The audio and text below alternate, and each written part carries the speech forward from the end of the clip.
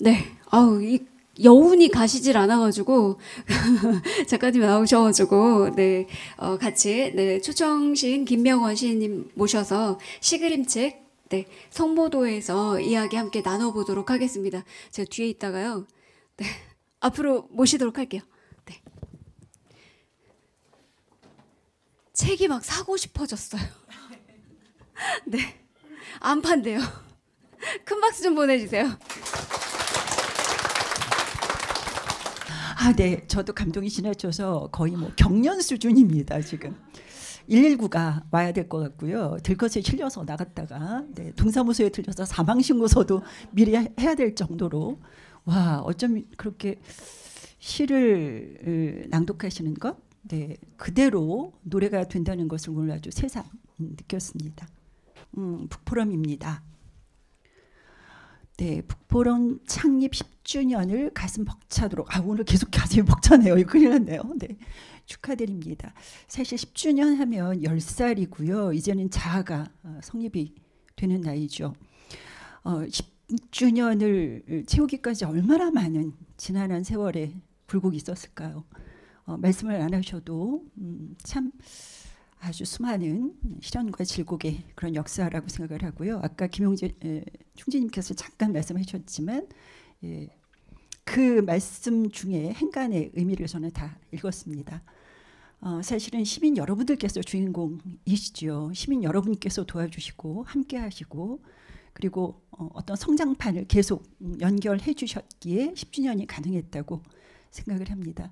책을 매개로 해서 오늘처럼 이렇게 그림책을 만드는 것도 굉장히 중요한 문화 운동이었다고 생각하고요. 그동안 뭐 신달자 선생님, 공강유 선생님 정말 많은 지금 시단의 정점에 계신 선생님들을 모셔서 저자와의 만남도 이끌어 가신 걸로 알고 처음에 독서 토론 모임으로 시작한 것들이 어떻게 이렇게 방대하게 큰 결실을 이루었는지 새삼 놀라울 따름입니다. 축하드리고요. 네, 노래를 불러야 되는데 앞서서 너무 노래를 잘 부르셔가지고 제가 케이크를 이렇게 찍어왔는데요. 촛불이 딱 10개예요. 그래서 제가 짧게 생일 축하합니다. 생일 축하 다 같이 부르시죠? 생일 축하합니다. 생일 축하합니다. 사랑하는 북포럼 생일 축하합니다. 오, 제가 폭죽을 터뜨립니다. 네, 우, 와, 대단하네요. 네. 자, 그러면 북포럼의 주제에 맞는 책 이야기를 몇 가지 함께 선생님들하고 나눠보도록 하겠습니다.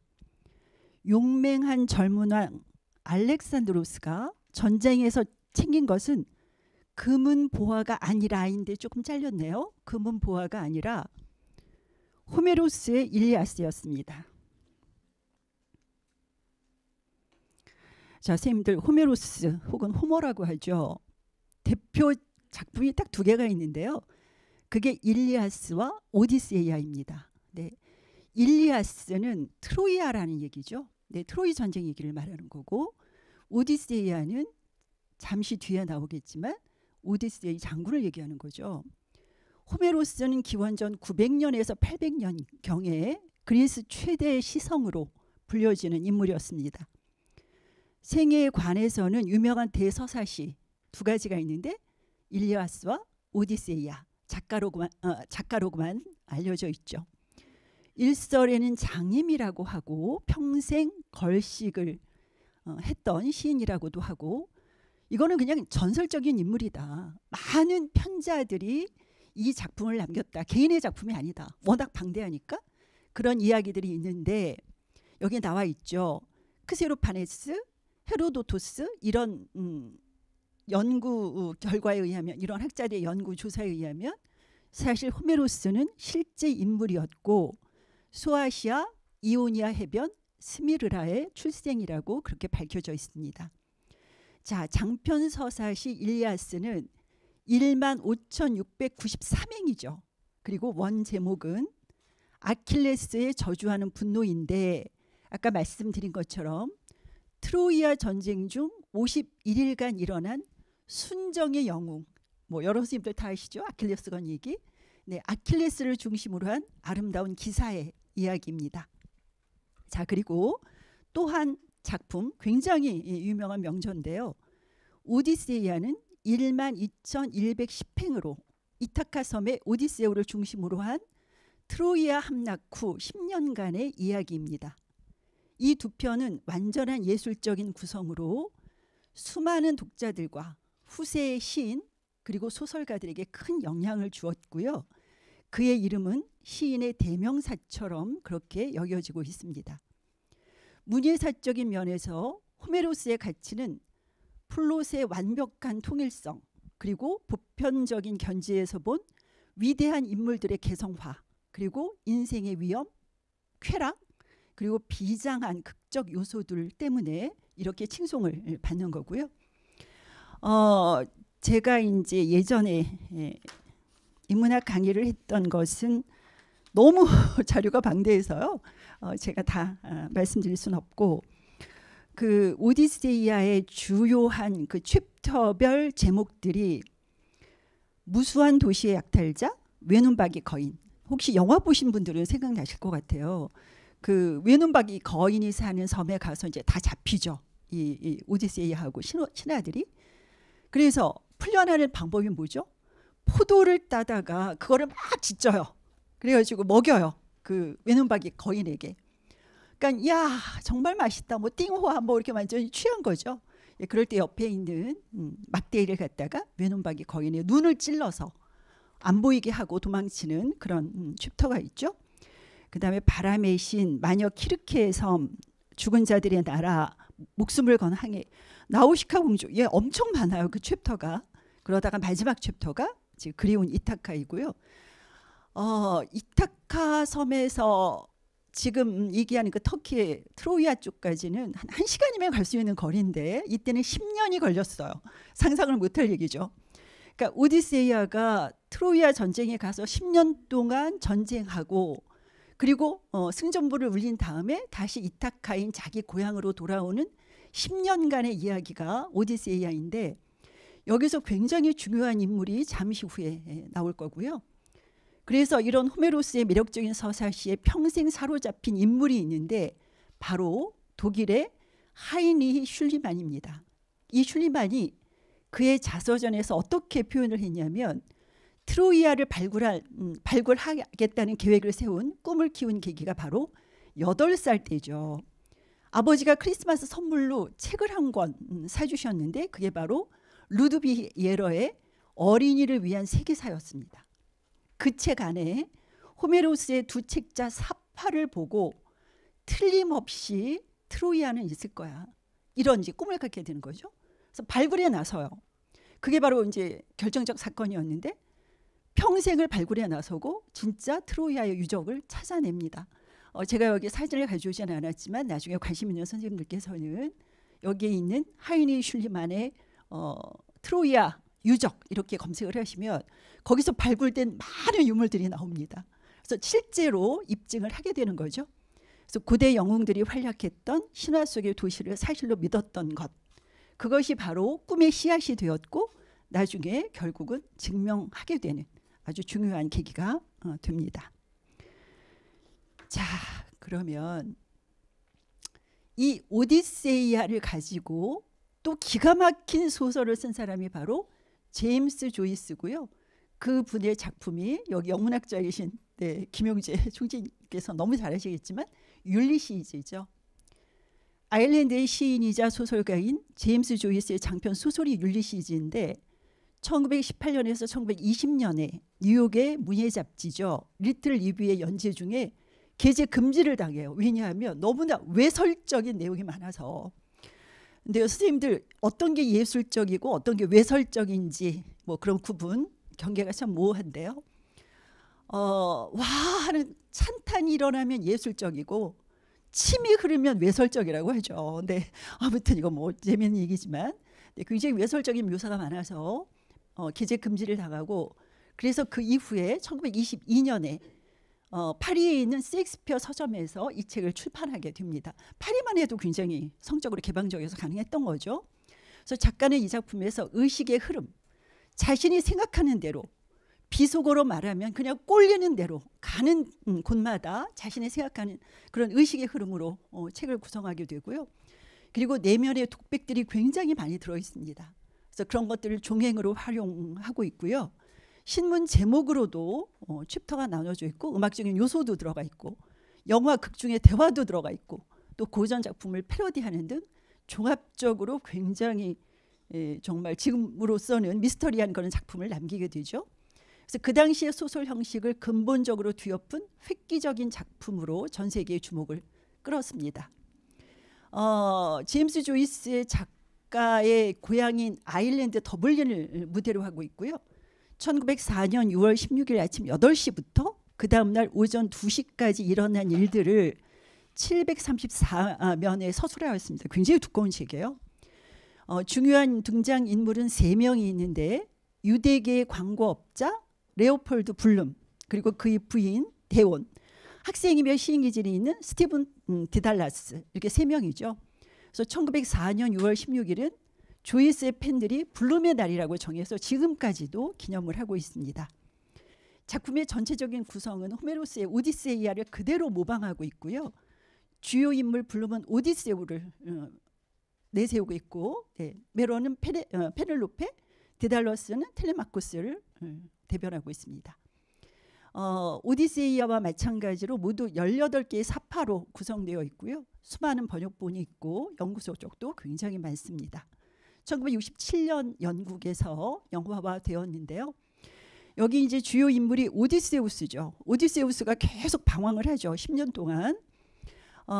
자기 고향 이타카 섬을 돌아올 때까지 아까 제가 챕터의 제목을 읽어 드린 것처럼 뭐 어마어마하게 많은 유혹도 있고 뭐 키르케 섬에 가가지고 뭐 프로포즈도 받고 뭐 굉장히 많은 유혹이 있지만 끝끝내 물리치고 이타카 섬에 와서 자기 아내와 만나게 되는 장면으로 끝나게 되는데, 거기에서 나오는 사람이 바로 오디세우스의 부인인 페넬로페죠. 그래서 페넬로페는 어떻게 지내고 있어요? 남편이 떠난 지 20년 동안 소식이 없어요. 10년간은 트로이아 전쟁에서 돌아오는데 10년간, 그러니까 20년이 되는 거죠. 그때 이타카 섬 본국에서는 어떤 일이 있냐면 페넬로페만 정말 잘 꼬셔서 내 부인으로 만들면 자기가 왕이 되는 거예요. 그러니까 남성 귀족들이 다 모여서 하는 일이라고는 페넬로페에게 향연을 벌이고 초대해서 그녀를 계속 유혹하는 일을 하고 있죠. 그대여 이 아름다움을 어찌 소모만 하고 계시나요? 나랑 결혼해 주세요. 계속 구애를 하죠. 그러니까 오디세우스의 아내인 페넬로페는 어떻게 그걸 거절하냐면 시아버지의 수의를 짜요. 아침부터 밤까지 계속 짜고 그 남성들에게 뭐라고 얘기하냐면 이 수의가 완성되는 날 그대들의 프로포즈를 내가 좀 생각은 해보지, 뭐 이렇게 거절을 하는 거죠. 그리고 밤에는 어떤 일을 해요? 하루 종일 짠 수의를 다 풀으죠. 다시 이제 무로 만들고 그 다음날 이제 다시 또 수의를 열심히 짜면서 프로포즈를 받게 되면 이것만 완성하면, 우리 시아버님 수의만 다 짜면 내가 그대들의 프로포즈를 고려해 볼 만해 라고 거절을 하게 되는 거죠. 그래서 거기에서 우리가 바로 페넬로페 신드롬이 나오게 되는 거고요. 그거는 여성들이 두려워하고 있는 정절에 대한, 정조에 대한 그런 신드롬이죠. 그래서 아무튼 그게 이제 페넬로페고, 그리고 이 율리시즈에서 나오는 디달러스는 텔레마코스인데, 텔레마코스는 어떤 인물이냐면 오디세이아와 페넬로페하고 두 사람 사이에서 낳은 아주 정말 눈에 넣어도 안 아픈 그런 아들이죠. 그래서 오디세우스가 이제 트로이아 전쟁으로 차출해 가게 되니까 뭐 능력도 넘치고 뭐 굉장히 재기도 발랄하고 그러니까 너 이제 트로이아 전쟁에 가서 네가 좀 그 전쟁의 모든 것들을 다 어레인지해라 이런 명령을 받고, 오디세우스가 떠나지 못한 것은 바로 텔레마코스라는 아들 때문이에요. 그래서 정신병자 흉내를 내죠. 나 미쳤어. 미친 사람을 어떻게 전쟁에 보내려고 그래. 뭐 이러면서 이제 계속 미친 흉내를 내다가 너 미치지 않은 거 다 알아. 이래가지고 결국 이제 차출을 해가고요. 그랬을 때 오디세우스가 자기 아들 텔레마코스를 누구에게 맡기냐면 정말 신의가 넘치는 자신의 동료인 멘토르에게 맡겨요. 멘토르라면 내 아들을 정말 극진히 잘 보살펴 줄 거야 라고 해서 그때 텔레마코스를 맡겼던 그 신이가 있는 동료이자 신하 이름이 멘토르여서 그때부터 멘토 혹은 멘토링이 나오게 된 거죠. 그래서 아무튼 이렇게 정말 영미 문학의 거장이라고 할 수 있는 제임스 조이스의 율리시즈도 결국은 오디세이아에서 출발했다는 거죠. 그래서 아까 말씀드린 것처럼 알렉산드로스가 그리스를 함락하고 제일 먼저 챙긴 것은 바로 호메로스의 일리아스인 것처럼 호메로스의 작품 일리아스와 오디세이아는 지금까지도 이렇게 수많은 소설가들에게 혹은 시인들에게 굉장히 큰 반향을 일으키는 고전 중의 고전이라고 할 수 있어요. 그래서 선생님들께서는 읽으신 분도 계시겠지만 혹여 아직 접하지 못한 선생님들이 계시다면 한번 이번에 호메로스의 일리아스와 오디세이아를 한번 도전해 보시기를 바랍니다. 이때가 기원전 800년에서 900년이니까요. 벌써 정말 몇천 년이 지난 이야기인데도 불구하고 아직까지도 이렇게 오디세이아를 가지고 율리시즈를 만드는 그런 창작이 기반이 된다는 것은 정말 우리가 어떤 근간이 되는 뼈대가 되는 그런 고전이라는 것을 다시 한번 입증할 수 있는 거죠. 자, 그리고 이제 두 번째 에피소드로 넘어갑니다. 두 번째 에피소드는 여기에 나와 있는 것처럼 부족한 것 없고 지성은 충만한 클레오파트라를 위해 안토니우스가 준비한 선물은 다이아몬드가 아니었어요. 네. 프라다 백이 아니었어요. 뭐였냐면 책 20만 권이었어요. 어마어마하죠. 기가 막힌 얘기죠. 클레오파트라는 어떤 인물이냐면 프톨레마이오스 왕조의 마지막 여성 왕족이에요. 그 당시에는 여성 왕족에게는 다 클레오파트라라는 칭호를 주었는데 우리가 알고 있는 클레오파트라는 그 왕조의 마지막 최후의 왕족이고 그래서 클레오파트라 7세가 정확한 이름입니다. 자, 그렇다면 여기에서 깜딱 퀴즈 하나 내드리고요. 이거를 맞추시는 선생님께는 무지무지한 선물, 트렁크를 가져오셔야 돼요. 트렁크에 들어가는 선물을 제가 드리도록 하겠습니다. 우리가 너무나 잘 알고 있는 클레오파트라의 코가 조금만 짧았다면 세계 역사는 바뀌었을지도 모른다. 자, 밑에 불어로 된 문장이 있죠. 이 글귀는 어떤 책에 들어가 있었을까요? 이거를 맞추시는 분께는 상상도 못할 깜짝 선물이 기다리고 있습니다. 저일지도 몰라요. 트렁크에 저를 넣어서 가지고 가셔가지고 저를 써먹으셔도 되는데 제가 참 잘하는 게 없네요. 청소도 잘 못하고 요리도 잘 못하고. 혹시 아시는 분 계실까요?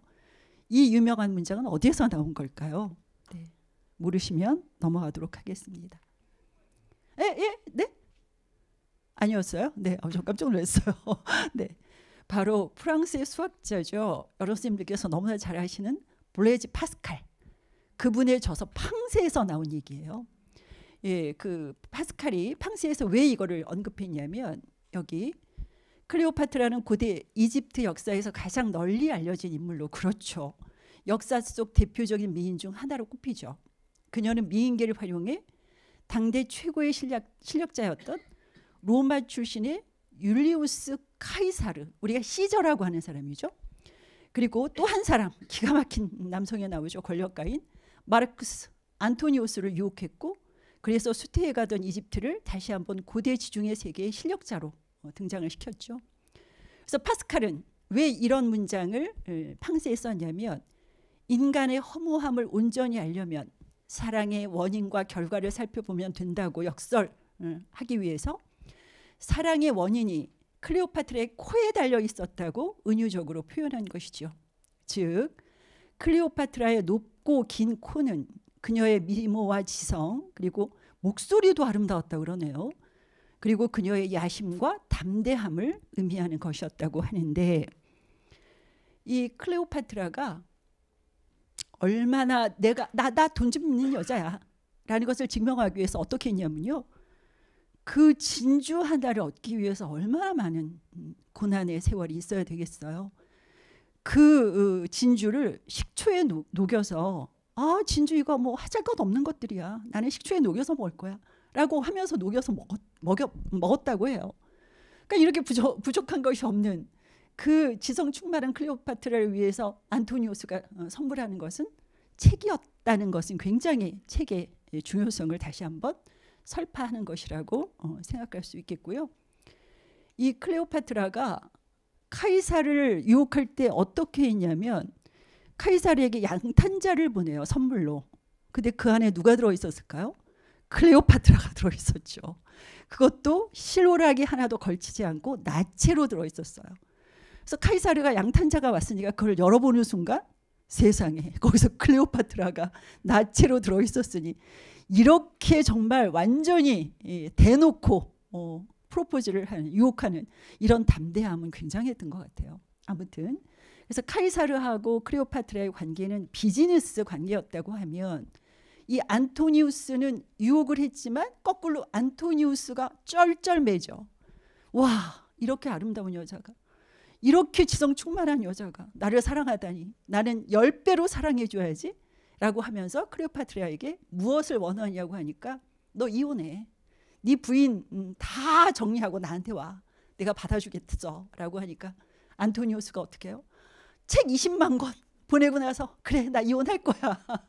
굉장한 거죠. 그래서 이혼하고 클레오파트라에게 갔어요. 참 사랑이라는 것의 극단적인 위험한 요소, 그럼에도 불구하고 사랑을 이루어내려는 그 사람들의 결기가 느껴지는 그런 에피소드죠. 결국은 뭐 죽죠. 예, 안토니우스는 자신을 찌르고 클레오파트라에게 가서 품에 안겨서 죽고, 사실인지는 모르겠지만 예, 정말 독이 든 뱀에게 클레오파트라는 자기를 맡겨서 또 그렇게 자살을 했다는 그런 이야기가 있는데, 뭐 이거는 더 그들의 사랑을 극적으로 미화하기 위해서 만든 얘기 같고요. 실제인지는 잘 모르겠습니다. 자, 이제는 제 이야기를 해드려야 되는데요.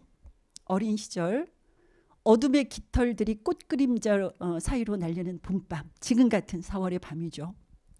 어머니가 소리내어 책을 읽어준 추억은 문자 시대에도 이어지는 구전의 전통이라고 저는 생각을 하는데요.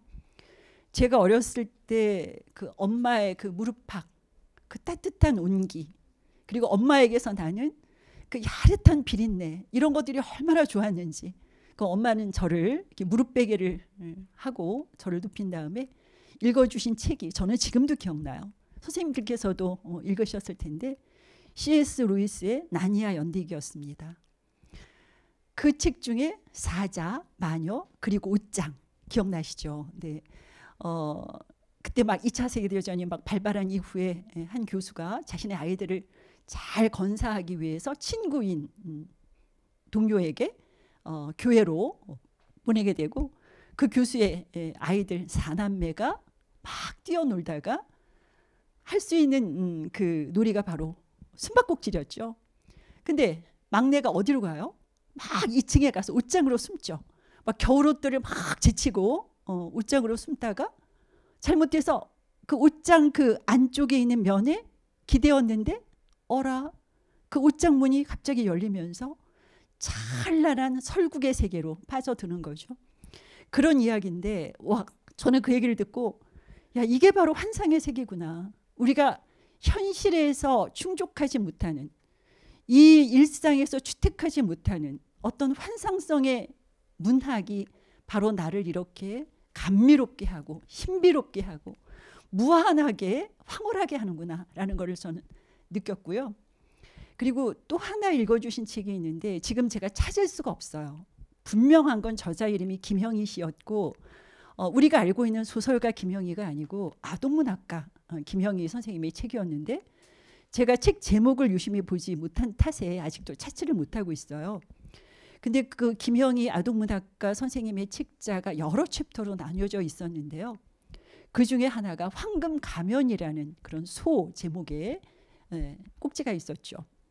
그 황금 가면의 내용은 뭐냐면 축제가 일어났어요. 뭐 우리나라는 아니겠죠. 그렇게 가면 무도회를 했던 걸 보니까 뭐 유럽의 어느 마을이었던 것 같은데, 그런데 어렸을 때 화상을 입고 얼굴이 완전히 괴물처럼 일그러진 마을 처녀가 하나 있었어요. 근데 자기도 이제 20살이 되었고 축제에 가고 싶은 거예요.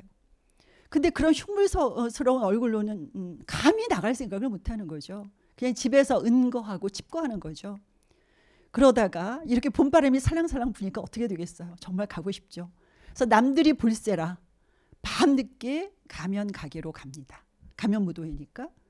그래서 자기의 얼굴을 쳐다보지 못하게 막 이제 고개를 숙이고 얼굴을 가리면서 그 가면 가게 주인에게 가면을 하나 부탁을 해요. 자기도 쓰고 그 다음 날에 있는 그 가면 무도회에 나가고 싶다고. 그러니까 그 주인이 가면 하나를 줘요. 이거를 쓰면 아주 딱 맞을 것 같다고. 그래서 그거를 쓰고 그 다음 날 가면 무도회에 나가게 되죠. 그리고 아주 정말 멋진 매너를 가진 청년을 만나서 같이 춤도 추고 이야기도 밤새 나누고 와 마음이 흥건해졌어요. 이제 썸을 타는 거죠. 그리고 새벽이 되었는데 이제 막 동이 트기 시작해요. 여명이 쫙 밝아오면서. 그러니까 그 청년이 정말 떨리는 손으로 그 마을 처녀에게 그래요. 나는 당신을 사랑하게 됐다고. 이제는 당신의 진짜 얼굴을 보고 싶다고. 당신의 빛나는 눈동자와 나와 같이 계속 교감했던 그 멋진 불타오르는 입술을 보고 싶다고. 와 마을 처녀가 기가 막히죠. 자기 얼굴을 보는 순간 이거는 뭐 깰 꼬닥이죠. 기절하겠죠. 절대 가면을 벗지 않겠다고 하는데 그 청년의 간곡한 그 완력에 의해서 가면은 벗겨지고 그 청년이 환호성을 길러요. 이렇게 아름다울 줄 알았다고. 그 가면의 외모하고 똑같이 변해 있는 거예요. 그러면서 이제 두 사람이 날이 밝는 아침 햇살을 향해서 총총히 걸어갔다는 그런 결말에 그런 챕터가 있었는데 그것도 저를 얼마나 마음을 설레게 했는지요. 그래서 엄마와 아이가 이렇게 나누었던 그 안에 책이 있죠. 이런 추억은 평생 갔던 것 같아요. 그래서 저도 오늘 한 가지 그림책을 가지고 왔는데요. 제목은 언제까지나 너를 사랑해라는 책자고 원제목은 Love You Forever입니다. 미국에서 1,500만 부를 돌파했던 초 베스트셀러 그림책인데 엄마와 아이의 이야기예요. 그래서 그 아이가 나중에 다시 할아버지가 되는 노인이 되는 그런 이야기인데 한번 나중에 이 그림책 아이들과 함께 읽어보셔도 좋을 것 같습니다. 그래서 여러 스님들께서도 이런 기억의 한 편린들이 있을 것 같아요. 두고두고 생각할수록 저도 친정어머니께서 돌아가셨고요. 친정어머니 돌아가시는 날 저는 우주에 구멍이 생기는 줄 알았어요. 이렇게 내가 황량해지는구나. 내가 이제는 정말 이 황폐화된 사막 속에 이 세상 안에 나 혼자 버려지는구나. 이런 생각을 했는데 그럼에도 불구하고 엄마께서 읽어주셨던 아까 C.S. 루이스의 나니아 연대기라든가 김영희 선생님의 그 황금 가면 그 생각을 할 때마다 아직도 엄마의 목소리가 얼마나 은쟁반에 구르는 옥구슬처럼 쟁쟁하게 들리는지요. 그거는 평생 잊지 못할 기가 막힌 추억으로 남겨져 있고 이거는 바로 문자 시대에도 이어지는 책을 읽는 것과 엄마가 읽어주는 것은 저는 결이 다르다고 생각을 하거든요. 그래서 그것은 아주 멋진 전통으로 아직도 우리에게 남아있다고 저는 감히 말씀드려봅니다. 이런 기억 있으시죠? 저도 대학 시절에 참 가난했는데요. 저희 아버지께서 교육공무원이셔가지고 제가 77학번이에요. 대학교. 근데 저한테 한 달 용돈을 보내주시는데 4만 원을 보내주셨어요. 그 4만 원 이외에 제가 쓸 수 있는 것들은 거의 없었죠. 그래서 제가 정말 많은 알바를 했는데 혹시 선생님들 미풍을 기억하시나요? 미원의 경쟁 상대인 기업이었는데 네, 제가 미풍에서 설문조사하는 거 열심히 알바를 하곤 했죠. 그래서 그 당시에는 제가 갈 수 있는 취미이자 특기의 장소는 바로 헌책방 돌아다니기였습니다. 그래서 헌책방을 배고픈 맹수처럼 어슬렁거리던 학창시절에 이런 책을 발견했어요. 표지는 돈키호테인데 그 안쪽은 뭐가 들어있어요? 칼 마르크스의 자본론이 들어있어요. 제가 77학번이면 어떤 시대인 줄 아시겠죠? 정말 경직화된 시대, 완전히 군부 독재의 시대. 자본론을 읽어서는 안 되죠. 공산당 이론 이런 거 읽었다가는 감옥으로 가는 시대였어요. 그런 시대에 이렇게 한 독자가 숨기기 위해서 표지를 뜯고 돈키호테를 붙여놓은 거죠. 그러다가 헌책방에다 내놓은 건데요. 그거를 발견하고 와 하는 생각을 했고, 이렇게 검열의 역사와 이를 버텨낸 책들의 힘이 무엇인지 여기 잘렸는데요. 뒤가 책들의 힘이었습니다. 네, 그래서 헌책방을 다니면서 많은 시간에 대한 공력을 저는 생각했어요. 우리가 지금 2023년 4월을 살면서 기원전 800년 전에 살았던 호메로스를 만날 수 있을까요? 절대 만날 수 없죠. 그렇지만 호메로스가 자신의 마음과 영혼을 다 바쳐서 썼던 그의 역작을 통해서 호메로스의 향기를 우리는 느낄 수가 있는 거죠. 그래서 시간을 이렇게 현재 진행형으로 수급해 오는 것은 책밖에 없다는 생각을 저는 헌책방에서 하곤 했고요. 그리고 누군가가 정말 열심히 봤던 책을 어떤 곡절이 있어서 헌책방에 옮겨놨겠죠. 이사를 하면서 걸러지기도 했겠고, 돌아가신 분의 어떤 유물로서 헌책방에 나온 책들도 있겠죠. 그래서 그 헌책방을 볼 때마다 그들의 숨결을 생각합니다. 이 책을 열심히 읽었던 그분은 어떤 생각으로 이 책을 읽었을까? 거기에 남겨둔 밑줄, 그분들이 또 썼던 자신만의 소감, 또 맨 끝에 써있던 짧은 서평, 이런 걸 보게 되면 왜 그렇게 뭉클한지 모르겠어요. 정말 한 시대가, 한 사람의 삶이 이렇게 헌책방에 있는 책 한 권 속에 다 녹아있다는 어떤 그런 감동, 그런 느낌, 이런 것들이 저에게 전해주곤 했습니다. 2016년도인데요. 혹시 뉴스를 보셨던 선생님들께서는 기억하실지 모르겠어요. 부산의 헌책방에서 김소월의 초간본 진달래꽃이 발견이 된 거예요. 기억하시죠, 우리 대표님? 네.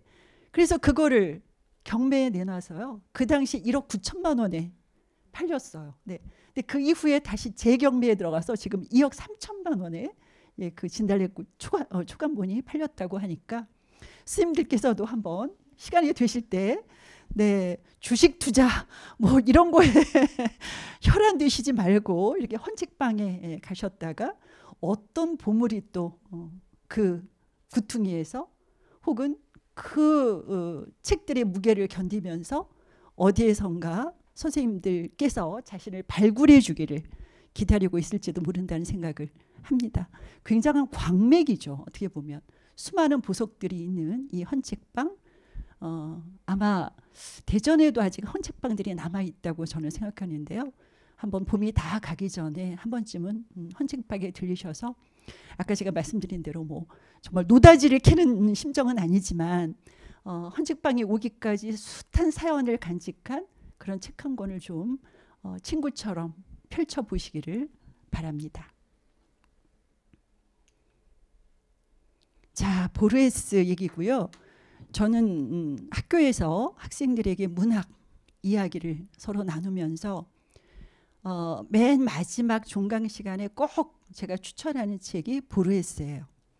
보르헤스는 아르헨티나에서 태어나서 생을 마감한 소설가이자 시인이자 철학자이시죠. 말년에는 시력을 잃으셨어요. 그런데 아르헨티나 국립도서관장을 지내셨죠. 많은 작품들이 있어요, 정말. 근데 그 중에서도 픽션들이라는 작품을 저는 권하고 싶고요. 그 보르헤스가 남긴 작품들에서 영향을 받아서 인터스텔라도 자신들의 그 영상 이미지에 활용을 했고요. 인셉션에서도 보르헤스의 픽션들에 나오는 그런 많은 이미지들을 영상으로 바꾸었다고 감독들이 이야기했었습니다. 그런 보르헤스께서 어떤 얘기를 하셨냐면, 인간이 창안한 다양한 도구 중 가장 뛰어난 것은 책이다.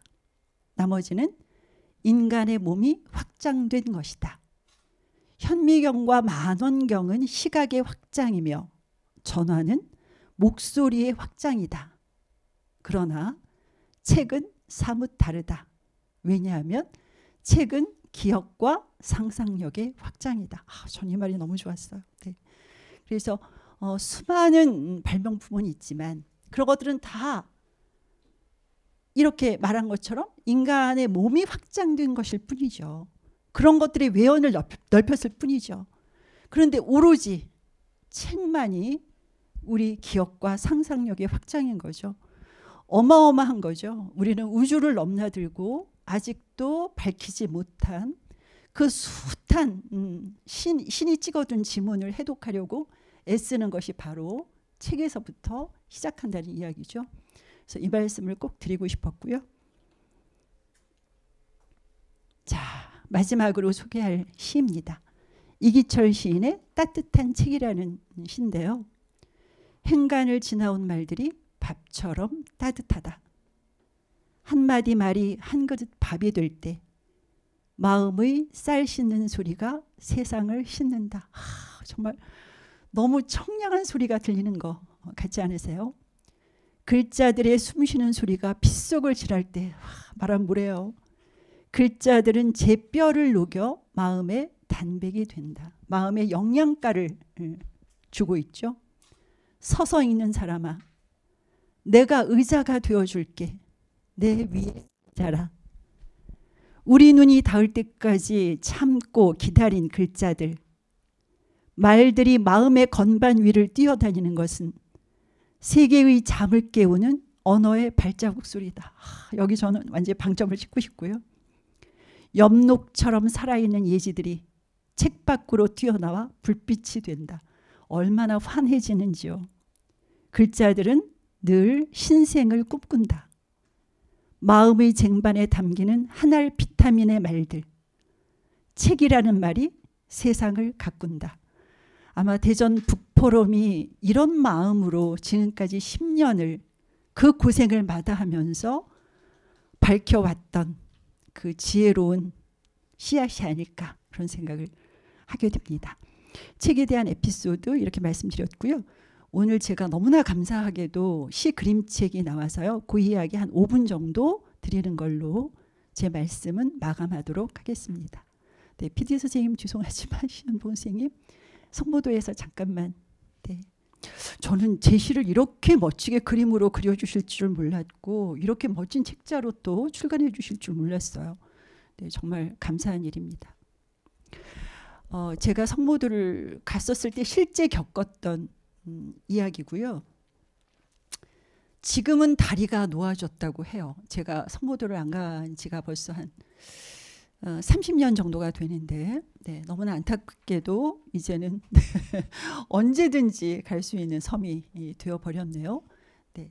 근데 제가 성모도를 왜 가게 됐냐면 짧게 말씀드리면 제가 서울에서 한미약품을 다닐 때 극도의 복통 그리고 병적인 피곤감 배변 곤란 이런 게 와서 알고 봤더니 대장암 3기였어요. 그래서 한미약품을 그만두게 됐고 그리고 항암 투약 13회가 끝났을 때 왠지 한번 가보고 싶은 섬이 성모도였어요. 네.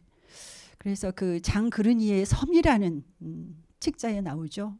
그 섬이라는 공간에 대한 그 찬연한 어떤 고립감 이런 것들을 한번 느껴보고 싶었어요. 육지하고 떨어져 있는 곳에 가서 제 인생을 좀 이렇게 객관화하고 싶은 대상화하고 싶은 그런 생각이 들어서 제가 성모도를 가게 됐습니다.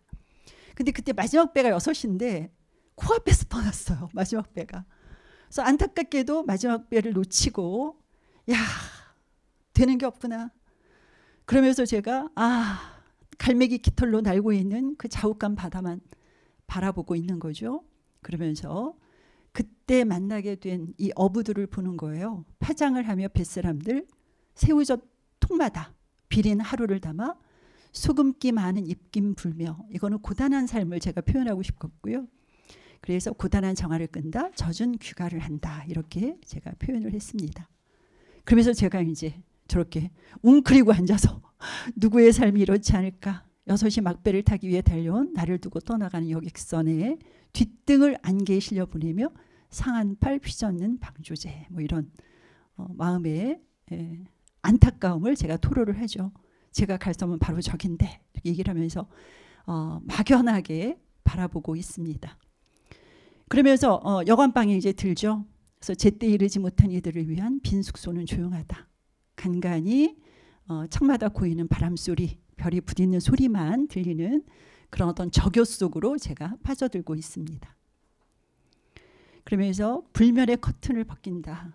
이제 잠이 들지 않은 그런 커튼을 벗기고 먹다 던진 능금처럼 저렇게 그 당시에 금음달이 떠 있었어요. 10월 말일이었는데 그래서 야윈 10월을 끌어안고 바다는 검은 살을 드러내며 산란기를 예고하고 있다.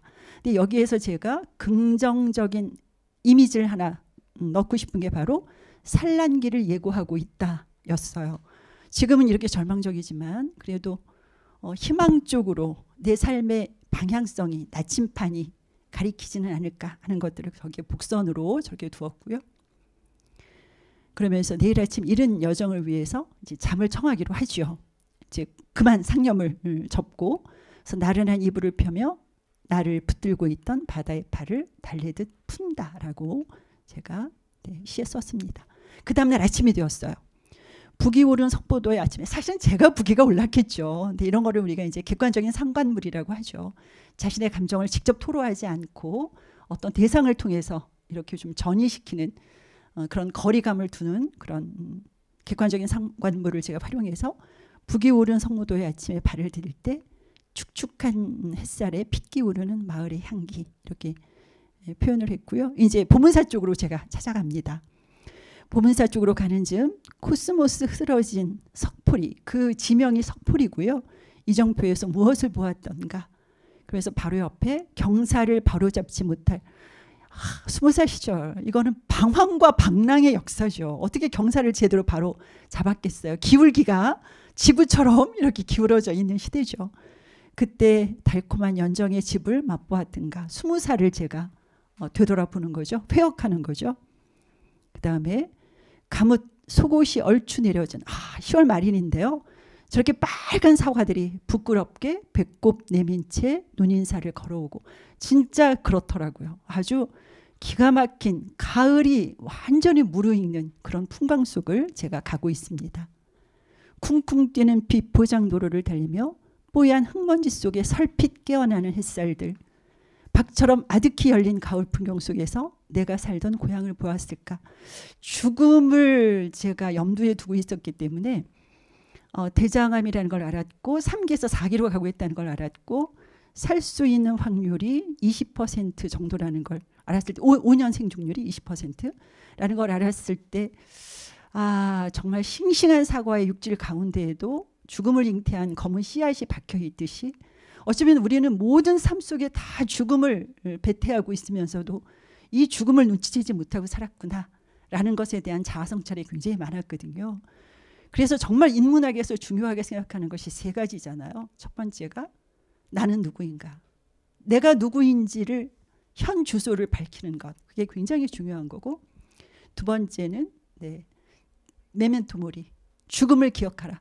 언젠가는 나도 죽는다는 걸 생각해라. 그렇다면 어떻게 살아야 되는지, 내가 어떤 행복을 추구하면서 내가 어떤 사랑을 주변에 베풀면서 어떤 선한 공공선의 공동체 속의 일원으로 살아야 되는지를 생각하게 되는 거죠. 그리고 3번째가 바로 까르페디엠이죠. 원래 까르페디엠은 현재를 즐겨라가 아니라 지금을 터트려라예요. 그러니까 그 샴페인의 콜크마개를 터트리듯이 그 까르페디엠은 호라티우스의 시 속에 나오는 시 구절이죠. 그래서 지금 현재를 터트리라고 하는 것은 정말 지금을 최선을 다해서 묵히지 말고 지금을 즐겨라 라는 의역이 가능한 거죠. 그래서 그런 3가지의 명제라고 생각한다면 저도 내가 태어난 고향을 한번 되짚어 보면서 이 길을 가고 있습니다. 그러면서 이제 제가 낚시를 하고 있는데요. 낚시라는 것은 그냥 물고기를 낚는 게 아니라 저의 상념을, 저의 사념을, 그리고 저의 사유를 그 긴 시간 동안 묵묵히 앉아서 견디는 작업으로 하는 것이 바로 낚시죠. 그래서 제가 낚시를 합니다. 옆에 있는 사람들하고 같이 제가 이렇게 낚시를 하고요. 많은 질문들을 낚시 때에 제가 들이우면서 낚시를 하고 있는데 결국은 밤이 되었는데 하나도 낚은 것은 없어요. 그래서 빈 낚시 바구니에 가득 고인 소금꽃으로 부딪는 은백의 별빛을 챙기고 텅 빈 낚시 바구니 속에 별빛이 쭉 들어와서 고여 있는데 하미숙 대표님이 그런 말씀을 하시더라고요. 이게 원래 그림은요. 이게 진짜 진짜 예뻐요. 막 반짝반짝하는 그 느낌이 있는데 그게 살아나지 못해서 이홍렬 작가님의 그 의도가 조금 표백된 것 같아서 참 아쉽지만 그렇게 소금꽃으로 부딪는 은백의 별빛을 챙기고 던져두었던 질문들을 이제는 하나의 무건으로 저는 낚아 올리는 거죠. 자, 그 다음에 이제 마지막입니다. 이제 돌아옵니다. 성모도에서. 나는 내게 부탁한다. 저에게 어떤 부탁을 하냐면 성모도에서 돌아갈 땐 침묵할 것. 아무것도 묻지 말고 아무것도 대답하지 말고 정말 침묵하면서 돌아갈 것이라고 제가 부탁을 하면서 맨 마지막에 너의 시에게조차 이렇게 말해놓고 저는 시를 써버렸어요. 네, 돌아와가지고 시를 썼어요. 뭐 이거는 차오르는 느낌을 문자로 기록하지 않고는 어떻게 할 수가 없는 거예요. 그래서 제가 이 성모도에서를 제가 초고를 써놨는데 제가 우여곡절을 겪으면서 어디까지 갔냐면요. 마로니에 전국 여성 100일장이라는 데를 제가 가게 됐어요. 제가 이제 항암제 끝나고 서울에서 군포시라는 곳으로 이사를 했는데 거기에서 소속감을 느끼려고 100일장을 나갔다 장원을 하니까 경기도주 100일장을 나가래요. 저는 처음 나가본 거죠. 약사로서만 지냈으니까. 거기 가서 장원을 하니까 이번에는 전국 여성 마로니에 100일장을 나가보래요. 그래서 거길 나갔는데 그 당시에 문예진흥원 원장님께서 문덕수 선생님이시라고 문덕수 시인이시라고 정말 저명하신 분이 진흥원 원장을 하고 계셨어요. 그래서 진흥원 주체로 전국 여성 마로니에 100일장이 주최되었고 거기에 후원하는 업체는 바카스가 나오는 동아제약이었어요. 그래가지고 이제 이만한 글감이 있는 투명한 플라스틱 통이 있는데 아무나 두 사람을 나오라고 해서 그 속에 있는 글감을 이렇게 투표하게 하더라고요. 근데 그 중에 하나가 섬이었어요. 와, 저는 다리를 쳤죠. 뭐 부러질 것 같은 이 야윈 다리를 뭐 번쩍 쳤죠. 왜냐하면 제가 성모도를 갔다 온 그 다음 주였거든요. 그래서 제가 초고 원고가 다 머릿속에 있는 거예요. 그래서 이거를 썼어요. 예, 썼는데 100일장은 원래 오전 내내 하고 한 5시쯤 되면 그날 이제 시상자를 발표를 하죠. 그래서 이제 가작부터 쭉 발표를 해요. 안 나오더라고요. 그래서 에이 끝났다라고 하는데 맨 마지막에 대상을 발표하겠다고 박수가 나오네요. 네. 성모도에서 김명원이라고. 그래서 제가 이 작품이 등단작이 되었습니다. 그래서 문덕수 선생님께서 저한테 시상을 하셨어요. 그리고 제가 그 당시가 이제 1994년인데요. 현금을 주시더라고요. 현금을. 그 바카스가 얼마나 많이 잘 팔리냐면 1994년도인데 70만 원이면 작은 돈이 아니었어요. 근데 10,000원짜리 70개가 든 봉투를 제가 무거워서 질질 끌면서 어깨에 메고 제 감격스러운 70만 원을 받았던 등단작이었고요. 거기서 제가 대상을 받게 되니까 문덕수 선생님께서 그때 맡고 계신 시문학이라는 잡지가 있었는데 현대문학 자매지였어요.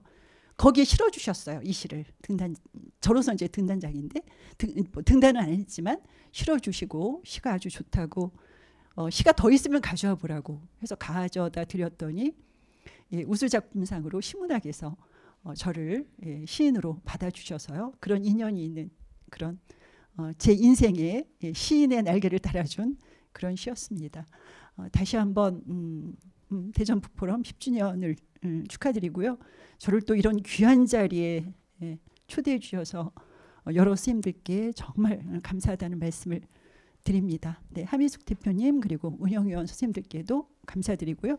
우리 또 신 PD님 그리고 축사를 해주신 우리 김용재 중지님 그리고 제 시를 어쩌면 이렇게 잘 낭송을 해주시는지 여러 가지로 모두에게 감사를 드립니다. 바람 불어 좋은 4월의 이 싱그러운 봄날 선생님들 모두 다 건승하시고 항상 행복과 두 손을 꼭 잡고 다니시기를 바랍니다. 고맙습니다.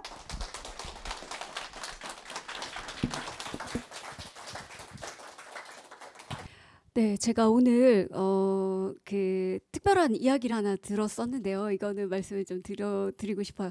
그 지난 겨울에 엄청 춥던 날이 영하 10도까지 떨어지던 날이 있었거든요. 근데 저희 집에 10년 동안 키우던 허브 장미가 다 죽은 거예요. 다 얼어 죽었어요. 그래서 아유, 다 죽었구나. 이제 10년 살았으니까 됐다. 이런 생각이 들어가지고 그냥 방치를 해뒀어요. 어차피 죽었으니 물도 안 주고.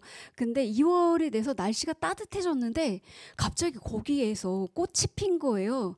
그래서 뭐 이게 웬일이야 막 이랬거든요. 근데 오늘 이제 모임이 있어가지고 갔다가 거기에 2층에 제가 사진을 찍어주더라고. 찍어줬을 때 거기 다 죽어있던 화분이 있었거든요. 근데 그게 다 나와가지고 바깥에서 꽃이 막 피어 있는 거예요. 그 카페에. 그래서 어머 사장님 이게 웬일이에요. 그랬더니 그 사장님이 이 말을 해주시더라고요. 다 죽은 줄 알았는데 꽃이 폈다고. 그랬더니 이분이 그러시더라고요. 그러니까 꽃들도 식물들도 자기가 살아야지 되기 때문에 죽을 만큼 고통스러우면 네, 얼어 죽을 만큼 진짜 고통스러우면 꽃을 피운대요.